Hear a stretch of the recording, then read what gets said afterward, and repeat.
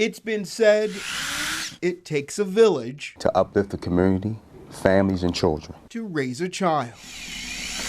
And this village of volunteers, I don't look at it as saving a child, is called the Movement Team. The positive momentum that is carried with it, to continue to move forward and strive for greatness. They're working to open a new resource center in March. and mentor the kids, take them on field trips, expose them to things that they usually aren't exposed to. It's just one of the many ways they mentor and motivate. Being in a position to offer jobs and be such, a huge part of what's going on in the community, it makes a difference. We go into the homes, find out what's going on. Is the parents working? Is some abuse at play? So we help the kids out. We help the families. We help the kids. Almost 10 years of service to the community. There's more work need to be done. A community hungry for help. The grandmother who knows everyone in the community that can discipline everyone in the community, she's burnt out, she's frustrated because no one's hearing her cry. We come in, we help that grandmother, we help that community. Their mission started moving more after a murder.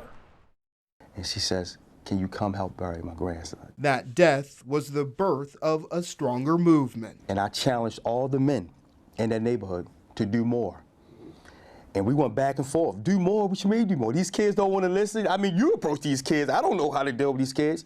So then one man, he called me, he says, you want us to do more? Lead us. Lead us. And ever since then, I took on that responsibility.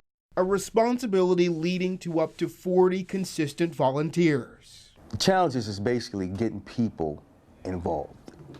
The community is afraid of each other. They're afraid. They don't want to approach the kids. The kids are unapproachable. Connecting the leaders to the kids to the resources.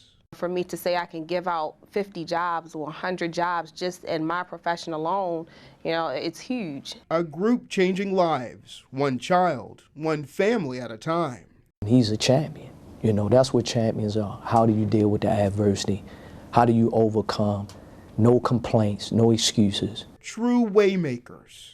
And when you can see someone so humble in service, that's what life is really about. But they say this is just the beginning of their work. How can you celebrate when we had 343 murders? How can you celebrate when friends are calling me and saying that their loved one has been murdered?